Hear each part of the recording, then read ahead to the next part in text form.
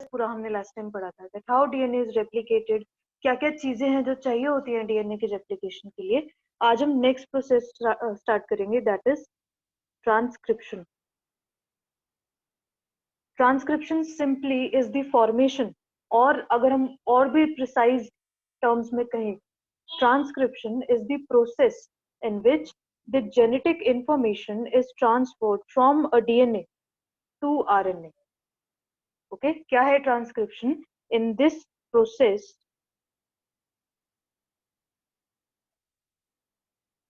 genetic information is transferred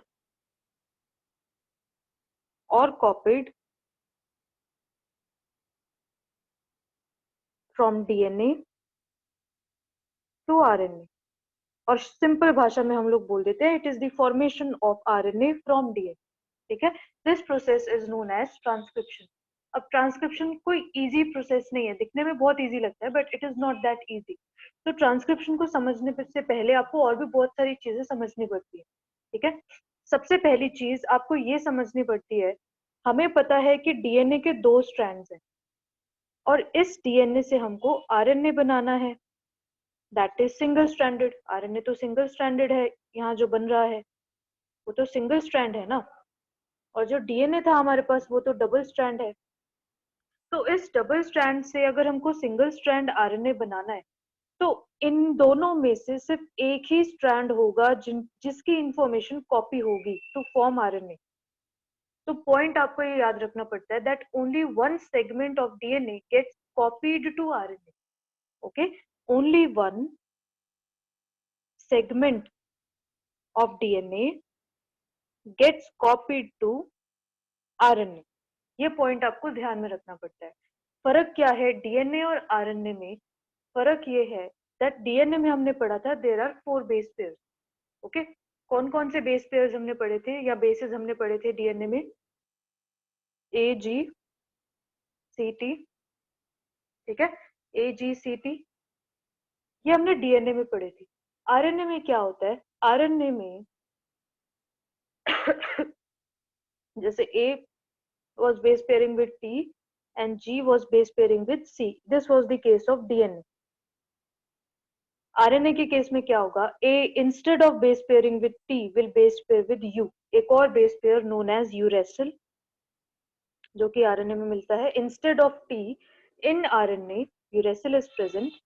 ठीक है, and G तो C के साथ ही बेस पेयर करेगा। सब सेम है एक्सेप्ट यूरेसिल। यूरेसिल जो है वो एक नई चीज आ गई है आरएनए में। इंस्टेड ऑफ टी आरएनए के पास क्या है? यूरेसिल, और डीएनए के पास क्या है? थाइमिन। ठीक है, टी। ये बस एक छोटा सा डिफरेंस होता है बिटवीन डीएनए एंड आरएनए के बेस पेयर में। ओके, ट्रांसक्रिप्शन जब हम पढ़ते हैं तो हमको ये ध्यान में रखना पड़ता है दैट डीएनए है जो ट्रांसक्रिप्शन शो कर रहा है, उसके पास 3 रीजन होनी चाहिए ताकि वो ट्रांसक्रिप्शन को शो कर पाए। कौन कौन सी 3 रीजन होनी चाहिए उस डीएनए के पास? सबसे पहले उस डीएनए के पास होना चाहिए एक प्रोमोटर, एक उसके पास होना चाहिए स्ट्रक्चरल जीन, और एक उसके पास होना चाहिए टर्मिनेटर। ठीक है, क्या क्या होना चाहिए डीएनए के पास? प्रोमोटर होना चाहिए, स्ट्रक्चरल जीन होना चाहिए और टर्मिनेटर होना चाहिए। ऐसा क्यों? ये सब क्यों जरूरी है? देखो, सबसे पहले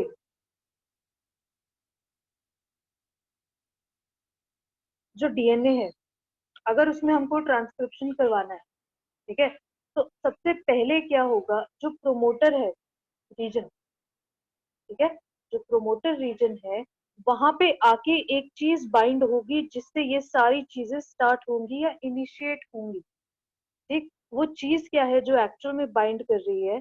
that thing is RNA polymerase which is a enzyme. एज आ गया ना लास्ट में, ठीक है, तो पॉलीमरेज। ओके, आरएनए पॉलीमरेज एक एंजाइम है जो आके बाइंड करता है प्रोमोटर रीजन ऑफ डीएनए, ताकि क्या हो सके? ताकि ट्रांसक्रिप्शन इनिशिएट हो सके। अगर ये प्रोमोटर रीजन नहीं होगा डीएनए के पास, तो ये आरएनए पॉलीमरेज किसके साथ जाके बाइंड करेगा और कहाँ से इनिशिएशन हो पाएगा ट्रांसक्रिप्शन का? इनिशिएट ही नहीं होगा तो आगे बढ़ेगा कैसे? ठीक है, तो इस वजह से प्रोमोटर सीक्वेंस और promoter region is very very very much important. दूसरी बात, जो प्रोमोटर सीक्वेंस है that is present at the 5 prime and. मान लो ये डीएनए सेगमेंट है जिसको हमको आरएनए में कोड करना है या इसमें से इंफॉर्मेशन हमको ट्रांसफर करना है। ओके, तो 5 प्राइम एंड पे आपका प्रेजेंट होगा ये प्रोमोटर रीजन, और इसी प्रोमोटर रीजन को ढूंढता ढूंढता आएगा आपका आरएनए पॉलीमरेज और इसके साथ जाके बाइंड हो जाएगा। This is RNA polymerase. ठीक है, और इसके साथ जाके बाइंड हो जाएगा, तब जाके इनिशिएट होगा ट्रांसक्रिप्शन। वो कैसे होगा मैं आपको थोड़ी देर में बताती हूँ। ठीक, ये प्रोमोटर के बारे में था कि what is the use of promoter. ठीक है, अब स्ट्रक्चरल जीन क्या है? स्ट्रक्चरल जीन जैसे आप देख सकते हैं, एक हमको चाहिए था प्रोमोटर 5 प्राइम एंड पे है वो, एक होता है structural gene which is present in between, middle, at the middle present होता है। ठीक है, और लास्ट में आपका प्रेजेंट होता है टर्मिनेटर सीक्वेंस, जो फाइनली टर्मिनेट कर देता है ट्रांसक्रिप्शन प्रोसेस को जब सब खत्म हो जाता है। ठीक है, तो जो स्ट्रक्चरल जीन है that is present in between the promoter and the terminator sequence, last में आता है टर्मिनेटर सीक्वेंस। टर्मिनेटर सीक्वेंस आपका देख सकते हो आप 3 प्राइम एंड के पास प्रेजेंट है। ठीक है, और इसका काम क्या होता है? एंड करना है, इसको ट्रांसक्रिप्शन को एंड करना है, खत्म करना है, और इसको क्या करना है? प्रोमोटर रीजन को स्टार्ट करना है ट्रांसक्रिप्शन। ठीक है, ये आपको पता होना चाहिए। नेक्स्ट थिंग्स जो आपको पता होनी चाहिए फॉर ट्रांसक्रिप्शन, मैंने अभी आपको बताया कि आरएनए पॉलीमरेज जो है that will bind to the promoter sequence which is present near the 5 prime end of that DNA segment. Okay, तो आरएनए पॉलीमरेज का एक्चुअल में काम क्या होता है?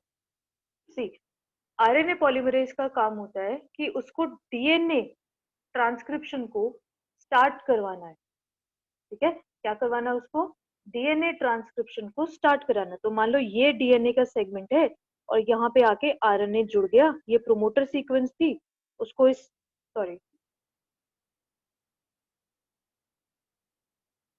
ये प्रोमोटर सीक्वेंस थी और इसको इस आरएनए पॉलीमरेज ने, which is an enzyme, last time replication पढ़ा था तो डीएनए पॉलीमरेज था, मतलब डीएनए बनाना था हमको डीएनए से। ठीक है, अभी आरएनए बनाना है डीएनए से, तो आरएनए पॉलीमरेज। ठीक है, तो इसने इस प्रोमोटर सीक्वेंस को 5 प्राइम एंड के पास जो थी उसको पहचाना, हाँ भाई कहाँ हो तुम, और फिर जाके उसके साथ बाइंड हो गया और फाइनली फिर इसने ट्रांसक्रिप्शन को स्टार्ट किया। ठीक है Sorry. इसके बाद आपकी जो चीज आती है जानने के लिए that is about the template strand and coding strand. बहुत कंफ्यूजन होता है बच्चों को template strand and coding strand में, और है कुछ भी नहीं, कुछ भी कंफ्यूजन वाली बात ही नहीं है इसमें। ठीक है, देखो ये मान लो मैंने डीएनए के 2 स्ट्रैंड्स बना दिए। ठीक है, तो ये है 5 प्राइम टू 3 प्राइम एंड, और ये उसका ऑपोजिट। ठीक, ये 2 एंटी पैरेलल स्ट्रैंड्स हमने डीएनए के बना दिए। आपको पता है कि प्रोमोटर सीक्वेंस कहाँ थी? 5 प्राइम एंड के पास। टर्मिनेटर सीक्वेंस कहाँ थी? 3 प्राइम एंड के पास। और इनके बीच में क्या प्रेजेंट था? स्ट्रक्चरल जीन, ऐसे कुछ था ना। ठीक है, आपको पता है कि जब भी सिंथेसिस होता है किसी चीज का, ठीक है, तो वो हमेशा 5 प्राइम टू 3 प्राइम एंड पे होता है, राइट? तो इसमें भी कैसे होगा? जो आरएनए पॉलीमरेज है, आरएनए पॉलीमरेज जो है वो अपनी एक्टिविटी को शो करेगा from 5 prime to 3 prime end. ठीक है, तो इस हिसाब से जो आरएनए बन रहा है वो एक स्ट्रैंड के बिल्कुल इक्वल है। मतलब अगर मैं आपको बताऊं कि मान लो इस 5 प्राइम टू 3 प्राइम एंड, इस ये स्ट्रैंड को मैंने यहाँ बना दिया है। ठीक है, और मान लो ये आपका बन रहा है नया आरएनए, इस आरएनए की है ये 5 प्राइम, ये 3 प्राइम एंड। ठीक है, तो ये जो आरएनए बन रहा है, ये नया जो आरएनए इस आरएनए पॉलीमरेज के थ्रू बन रहा है, इसका जो सीक्वेंस है that will be equal to 1 strand of DNA. इसका और इसका जो सीक्वेंस है, एक्सेप्ट एक बेस पेयर जो कि यूरेसिल है, उसके अलावा बाकी जो सीक्वेंस है वो इस डीएनए के स्ट्रैंड के साथ बिल्कुल इक्वल है, ठीक है। और इस डीएनए के स्ट्रैंड के साथ ये बिल्कुल ऑपोजिट है सीक्वेंस। ठीक, दूसरे कलर से दिखा देती हूँ कि ये जो आरएनए नया बना है, ये जो नया आरएनए बना है, इसका सीक्वेंस एक डीएनए के स्ट्रैंड के साथ बिल्कुल इक्वल है एक्सेप्ट फॉर 1 बेस, और दूसरी डीएनए के स्ट्रैंड के साथ एकदम ऑपोजिट है। ऐसा ही है। तो जिस डीएनए के स्ट्रैंड के साथ बिल्कुल इक्वल सीक्वेंस ये शो करेगा, that DNA strand is known as coding strand. क्या बोलते हैं उसको? Coding strand. और जो ऑपोजिट स्ट्रैंड होता है उसको बोला जाता है टेम्पलेट स्ट्रैंड। ठीक है, बहुत इजी था। एक कोडिंग स्ट्रैंड होता है और एक होता है टेम्पलेट स्ट्रैंड। करेक्ट। अब हो क्या रहा है इसमें? हो ये रहा है कि हमको डीएनए से बनाना है एक आरएनए। ठीक है, हमने आरएनए बना दिया, ओके फाइन। ये मान लो ये आरएनए था, ये बन के तैयार हो गया, ये मैंने यहाँ बना दिया, this is the RNA which is form. अब आपको क्या लगता है, इस आरएनए को जो नया नया बना है, क्या मैं इस आरएनए को आगे भेज दूं for the formation of protein, जिसको हम ट्रांसलेशन में पढ़ेंगे? क्या मैं इस ऐसे ही आरएनए को भेज दूं बिना उसकी कुछ प्रोसेसिंग किए, बिना उसमें मॉडिफिकेशन किए? क्या मैं ऐसे ही भेज दूं? नहीं, ऐसा पॉसिबल नहीं है। यूकेरियोट्स में जो आरएनए बन रहा है ट्रांसक्रिप्शन के बाद, वो अभी पूरी तरह से तैयार नहीं है कि हम उसको आगे भेज दें प्रोटीन सिंथेसिस के लिए। पूरी तरह से वो तैयार नहीं है। Why? Because this RNA consist of exons. ये मान लीजिए ये मैंने सारे बना दिए एक्सॉन, एंड उनके बीच में इंट्रॉन्स। ये कुछ सीक्वेंस है जो इस आरएनए पे आपको दिख रहे हैं, इंट्रॉन्स एंड एक्सॉन। अब ये सीक्वेंसेस क्या है?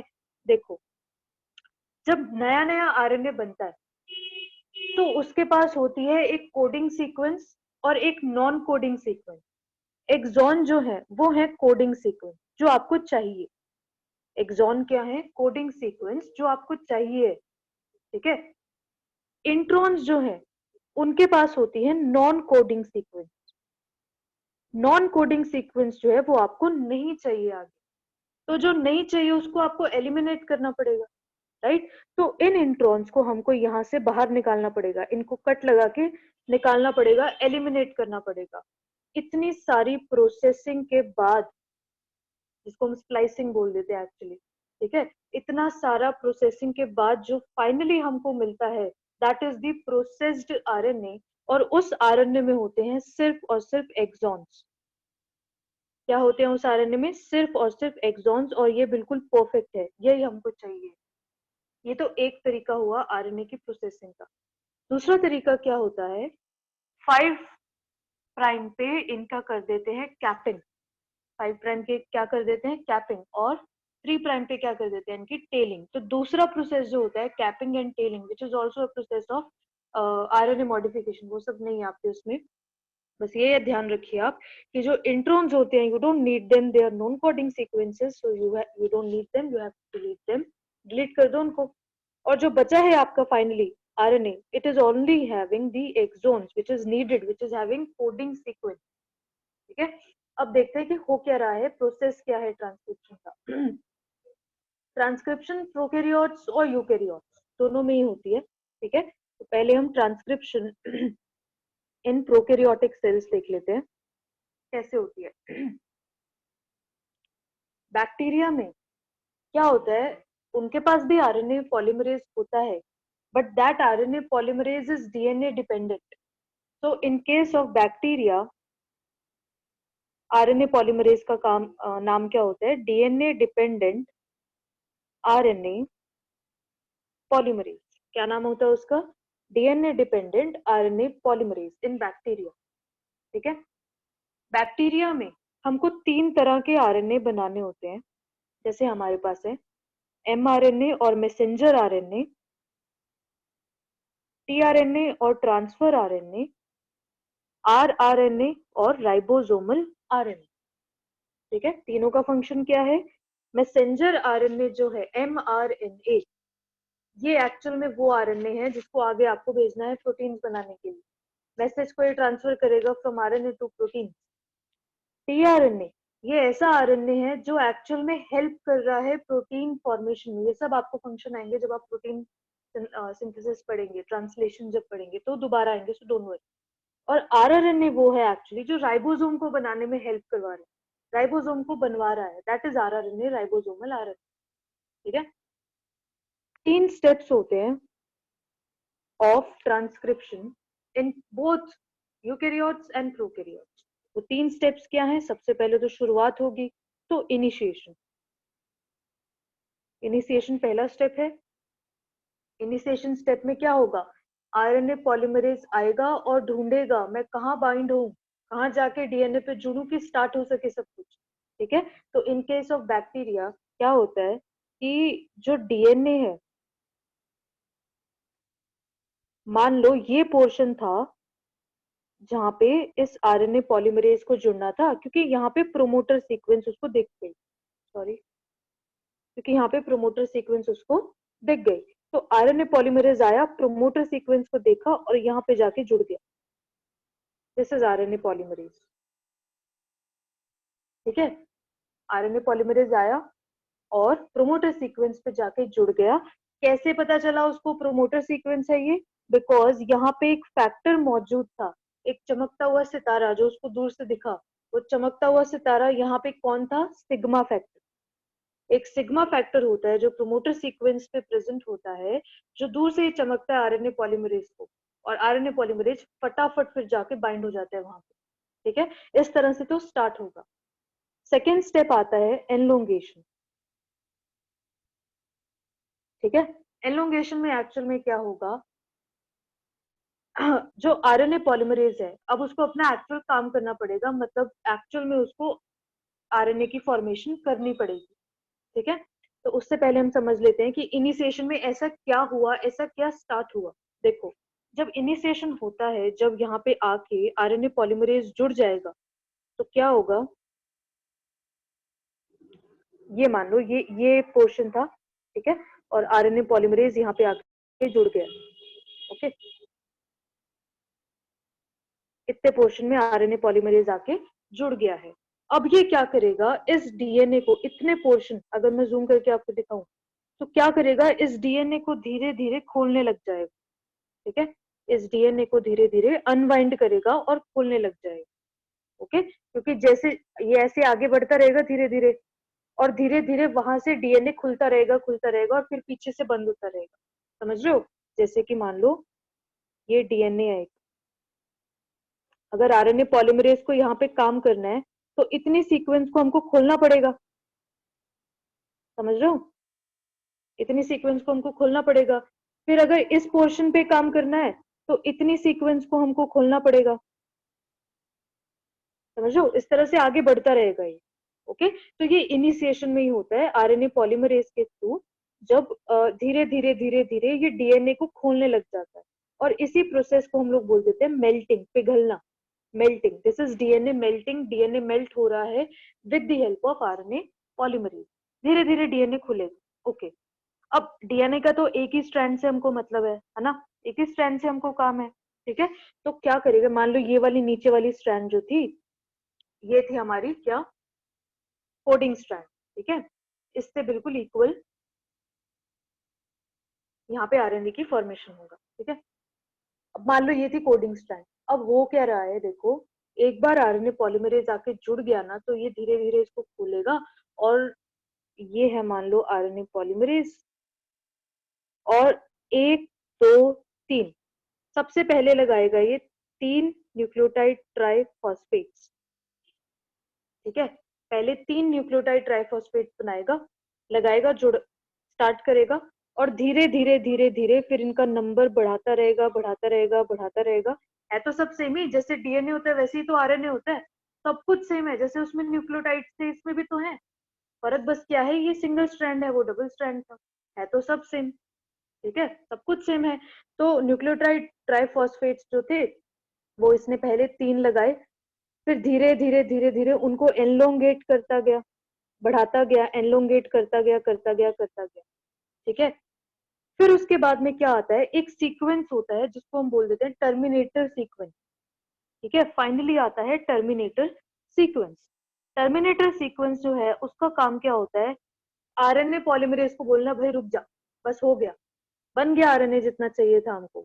एक बार जितना आरएनए चाहिए था वो बन गया, उसके बाद वो अलग हो जाएगा और स्प्लिट हो जाएगा फॉर दी प्रोसेसिंग। अब इसको आगे प्रोसेसिंग के लिए हमको भेजना पड़ेगा। ठीक है, तो इस तरह से बनता है आपका आरएनए डीएनए से।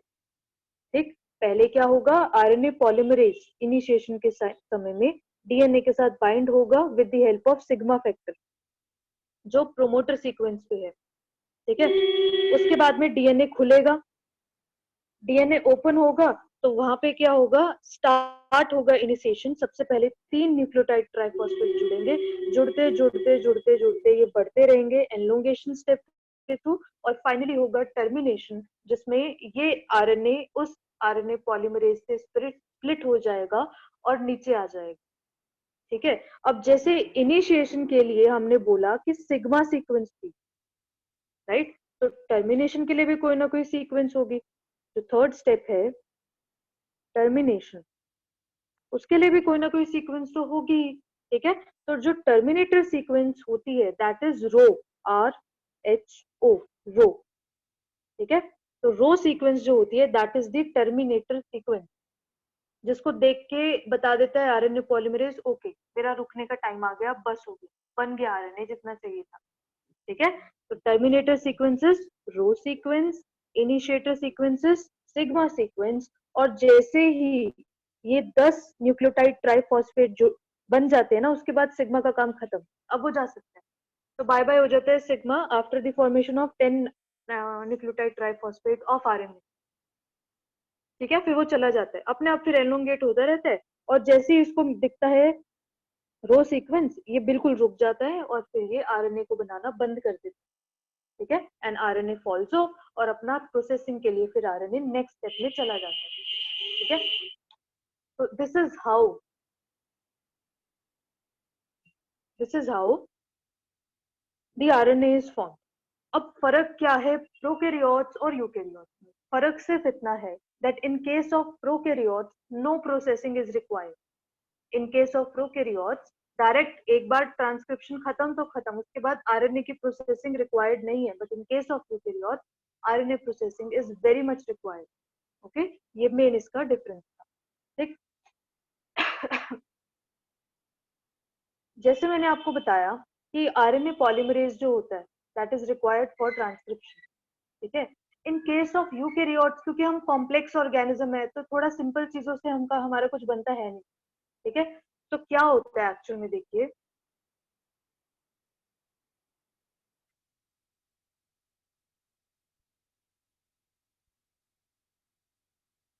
इन केस ऑफ यूकैरियोट्स 3 तरह के आरएनए पॉलीमरेजेस होते हैं हमारे पास।